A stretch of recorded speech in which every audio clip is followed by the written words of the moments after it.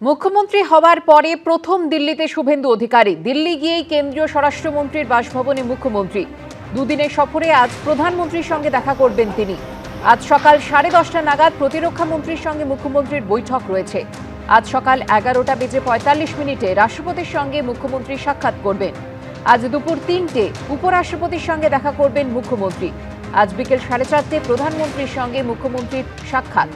গতকাল কেন্দ্রীয় স্বরাষ্ট্রমন্ত্রীর সঙ্গে মুখ্যমন্ত্রী শুভেন্দু অধিকারীর প্রায় 1 ঘন্টা বৈঠক হয়।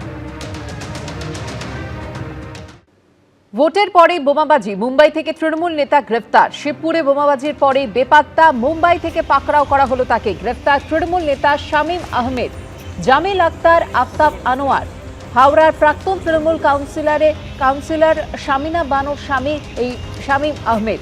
মুম্বাইয়ের দেবনারের আবাসনের 8 তলার ফ্ল্যাট থেকে 3 জনকে গ্রেফতার করা হয়েছে।